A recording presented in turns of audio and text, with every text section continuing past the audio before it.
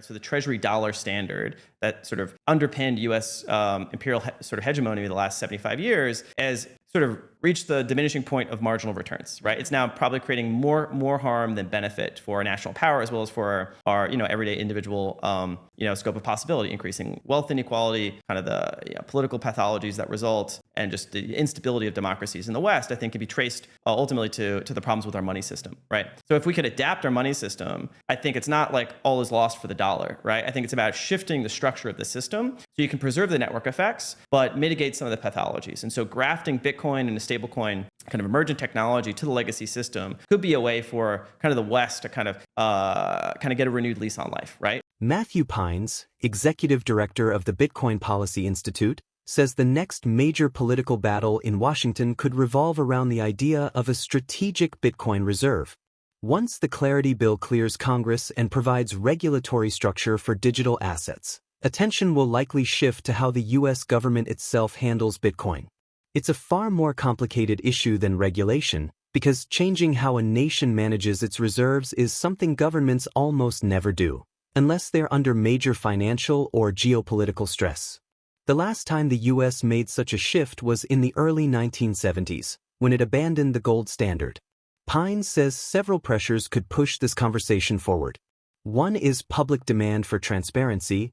People will want to know if the government owns Bitcoin, how much it holds, and whether it plans to accumulate more.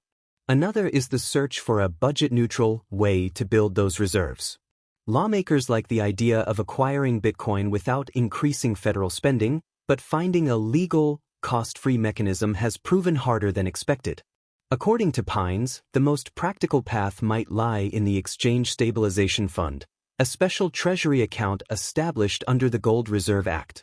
The ESF was designed to stabilize currencies, giving the Treasury Secretary broad authority to buy or sell assets in support of the dollar. Pines says, with the right legal interpretation, that same flexibility could allow the U.S. to purchase Bitcoin without passing new legislation or adding to the deficit, a move that would mark a historic milestone in monetary policy. So stay tuned. If you're into real, data-backed takes on the financial system, hit like and subscribe so you don't miss the weekly updates. Thank you for the support, and I hope you enjoy the video. Since Trump came into office, he had a number of campaign commitments. He gave the speech back in Nashville last summer, committing to establishing a digital national stockpile. He came into office, signing 2 executive orders, one establishing the President's Working Group on Digital Assets, and then a second one specifically creating the strategic Bitcoin reserve, as well as a digital asset stockpile. Action shifted to Congress, where stablecoins were top of the agenda, the area where it felt like there's more political momentum and more potential bipartisanship. So they did their cram homework to get Genius across the line. They had that signing ceremony over the summer. Shortly thereafter, they released the President's Working Group on Digital Asset sort of study report, effectively, that laid out the administration's policy views across the whole waterfront of digital asset policy issues, including, at the very last page, the strategic Bitcoin reserve. And then they went to August recess. And now they're back. And the priority legislative agenda item is market structure. So Clarity is the bill that's occupying most of the political attention. Folks were ambitious earlier in the year that maybe they could reach compromise agreement on language and get that across the line early in the fall. It looks less likely to be the case. This is probably going to extend at least into the winter. I still would peg it as more likely than not that something like Clarity is going to pass. The relevant piece of that for Bitcoiners is, it's going to establish rules of the road for token issuance. But one of the key pieces that we want to make sure get added into that bill is the Blockchain Regulatory Certainty Act, which would basically give protections for open source software developers, right? So they're not considered money transmitter. They don't have to get money transmitter licenses. And so that's like a critical protection. We want to make sure it gets built into these packages. The word on the street is basically if market structure gets passed, then more political attention can be brought to bear on the strategic Bitcoin reserve. Now, the SBR is, I think, a fundamentally different sort of policy and legislative topic than these other crypto initiatives in the sense that it's somewhat nonlinear, right? The government traditionally doesn't change their approach to monetary reserve assets very often. And when they do, it's usually as a result of converging political and geopolitical conditions where they kind of have their hand forced. We saw in the 60s, the London gold pool, and then other stress on the gold peg took years before it reached a crisis point, and then Nixon had to essentially essentially rug the monetary system over weekend at Camp David. I view this SBR essentially as Chekhov's gun has been put on the table, and we're sort of in Act 1, and everyone kind of knows it's on the table, but everyone's sort of pretending it's not there. And I think just the plot has to evolve before you get to Act 3, when some conditions change, and now the gun is picked off the table and is used in the plot. And so it's a lot happening behind the scenes of folks in the national security sort of domain are very interested in the concept of an SBR. But right now, kind of the distribution of political capital between, say, Treasury Department, the White House, the Pentagon, the intelligence community, other kind of key political stakeholders in Congress have not aligned, right, on exactly how to handle something like the SBR. And so in that divergence of opinion, it's kind of in stall mode, and there's other priorities that they want to push. And so a lot of it comes down to how much is the public going to clamor for? One, give us an inventory of how much Bitcoin you actually have.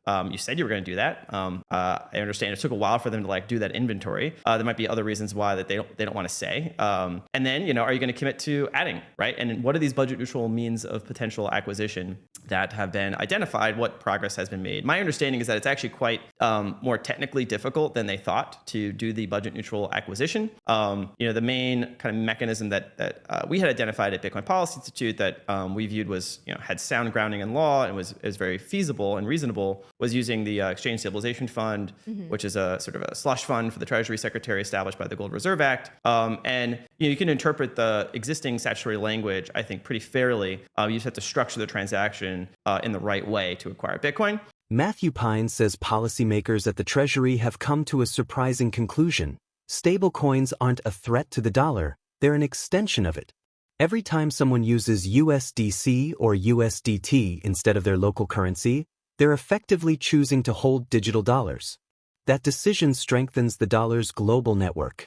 And since stablecoin issuers are required to back their tokens with U.S. Treasury securities, it also creates a continuous stream of demand for government debt. In a world where the U.S. needs to borrow heavily at high interest rates, that's an unexpected advantage.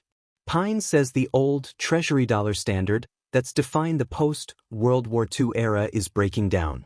It once made the dollar the backbone of global trade and finance, but now it's contributing to widening inequality, political gridlock, and financial instability both at home and abroad. The system still works, but it's aging badly. He argues the solution isn't to replace the dollar, but to upgrade it. By integrating Bitcoin and stablecoins into the existing framework, the U.S. could keep the dollar's global dominance while modernizing how it operates. In that sense, Bitcoin and stablecoins don't compete with the dollar, they might be the tools that help preserve it. Let's get back to the interview.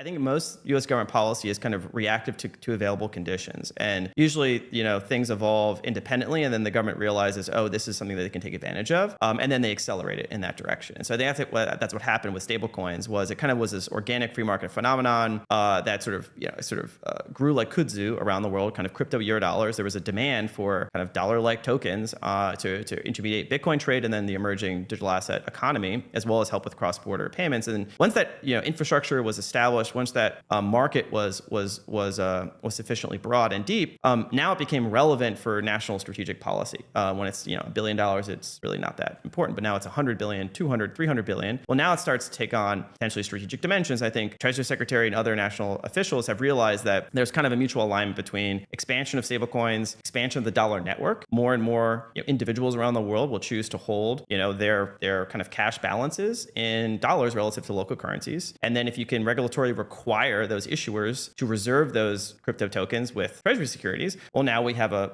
new buyer of our debt, especially in the condition where, because rates are high and we don't want to have to keep rolling over our debt at high levels, you can force short-term issuance via certain maneuvers from the Treasury Secretary on how they decide to push debt into the markets. And then you have basically a balance sheet that you force to absorb that.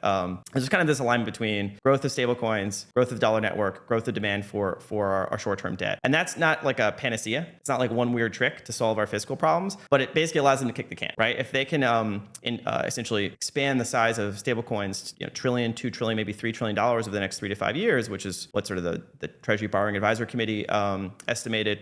Secretary Bessent has thrown similar numbers out. Well, that's like a meaningful contribution to how the government is going to need to finance itself over the next few years. So it relieves that marginal pressure on them. And so, in the end, like politics is about like not solving these strategic questions all at once. It's about kind of buying yourself more time. And fundamentally, Secretary Bessent, his job security is like, can he keep the U.S. government financed without having a bond market revolt and without triggering instability in the financial system? And so I think they see this as a geopolitical tool and also a sort of a macro and financial stability tool. But it's too small to really play that role now, right? So that role can only be played if they actually grow the stablecoin market. And so they actually have to implement Genius. And so this is where it gets under the hood of onshore versus onshore issuers, what sorts of kind of a regulatory regimes are going to be treated as equivalent. And I just note that, Bo Hines is now essentially going to be leading up a unit of Tether, issuing essentially a Tether token in the US, kind of be the Genius compliant kind of onshore version. Again, this is just a sign that this convergence of kind of the frontier crypto world and the like U.S. government kind of green-lit, kind of sanctioned world are kind of merging together, right? So the Treasury dollar standard that sort of underpinned U.S. Imperial sort of hegemony in the last 75 years has sort of reached the diminishing point of marginal returns, right? It's now probably creating more harm than benefit for our national power as well as for our everyday individual scope of possibility, increasing wealth inequality, kind of the political pathologies that result, and just the instability of democracies in the West. I think can be traced ultimately to the problems with our money system, right? So if we could adapt our money system, I think it's not like all is lost for the dollar, right? I think it's about shifting the structure of the system so you can preserve the network effects, but mitigate some of the pathologies. And so grafting Bitcoin and a stablecoin kind of emergent technology to the legacy system could be a way for kind of the West to kind of get a renewed lease on life, right? As our sort of authoritarian rivals in Eurasia are pursuing a more like 19th century style monetary system, kind of return to kind of hard power politics, great power kind of if you can't push back, then you're gonna be a tribute. Conventional power projection. Exactly. All of that. Exactly. So kind of a gold based, commodity based, geopolitically anchored hard power system. What's taking shape in Washington isn't just a debate over cryptocurrency regulation, it's a slow, deliberate redesign of how power and money intersect. The idea that the U.S. government could one day hold Bitcoin as a strategic reserve sounds radical, but history shows that monetary systems only evolve under pressure. Decades ago, the gold standard was dissolved because the old framework couldn't keep up with global realities. Now, as debt piles up and public trust in financial stewardship thins, policymakers are once again testing the limits of what counts as a reserve asset. Bitcoin, for all its volatility, represents something fiat cannot: mathematical certainty, global portability, and resistance to manipulation. For a government searching for credibility in an era of fiscal overreach, that's no small consideration. At the same time, the dollar is quietly being re-engineered through digital proxies. Stablecoins, once dismissed as speculative tech toys, are proving to be digital extensions of the dollar's reach.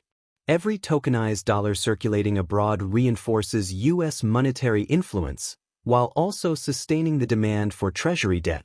The irony is striking.